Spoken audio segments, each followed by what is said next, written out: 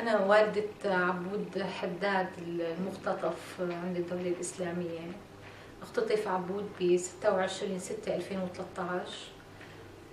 خلال عودته من سوريا، من الداخل السوري. كان بمهمة تصوير اللاجئين السوريين، نساء وأطفال، ووضعهم بالداخل السوري. وهو راجع على حاجز بأطمة اعتقل مع شوفير السيارة الكافية. شوفير السيارة بعد 3 أيام تركوه.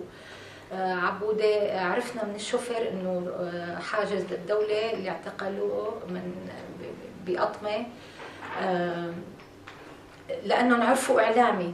السيارة موجود فيها كاميرا الفيديو، التلفزيون وكاميرات عادية. فمباشرة عرف انه عبودة. سألوا انه انت اعلامي؟ لما اعتقل الشاب اللي كان معه طالعوا فورا مباشرة قال انه اعتقلوا عبودة حاجز للدولة الإسلامية، واللي اعتقلوا أبو دجانة التونسي كان أمير أطمة، وحقق معه أبو دجانة التونسي.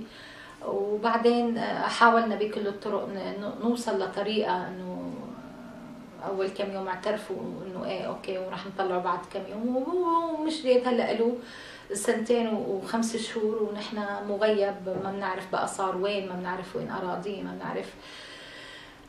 ما في احيانا بيسربوا اخبار الدوله الاسلاميه انه عم يحفظوا القران، عم يعملوا لهم دوره شرعيه. الدوره الشرعيه المفروض يكون خلص مدتها انتهت. يعني هدول الشباب باول طلعتهم ما بعتقد لهم ذنب انه هن عم يخدموا وطلعوا بثوره من شان يعتقلوا بالاراضي المحرره.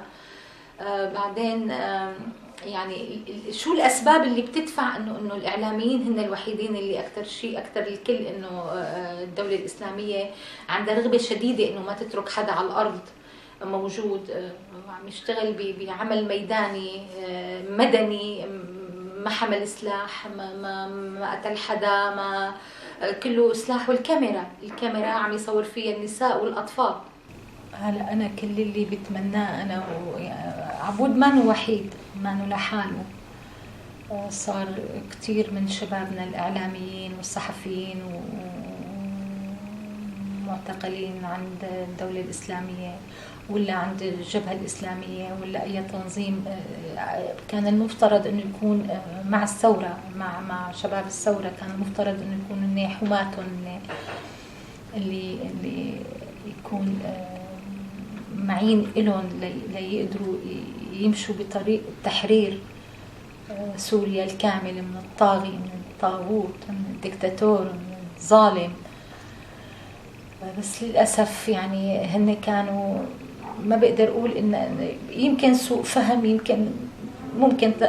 ممكن شو رأيهم، شو هدفهم، شو غايتهم. يعني للأسف لهلأ ما عرفنا. أنا بقول وبناشد جمعيات حقوق الإنسان، هيئة الأمم المتحدة، أي سلطة قادرة توصل أو تتفاوض مع الدول الداعمة للدولة الإسلامية. الدول الداعمة المفروض يكون في ضغط كتير عليهم إنه هدول ليش ولأيمت وشو السبب اللي لهلأ مغيبين، اللي لهلأ أهاليهم ما بيعرفوا عنهم شيء، اللي هلأ نسائهم وأطفالهم ما بيعرفوا عنهم شيء.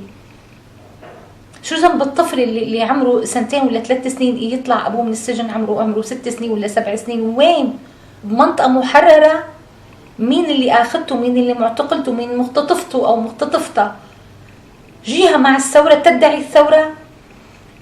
يعني ما بعرف كيف بدنا نتوصل لطريق إنه نقدر نضغط على هاي الدول أو في جهات تضغط على هاي الدول الداعمة للدولة الإسلامية.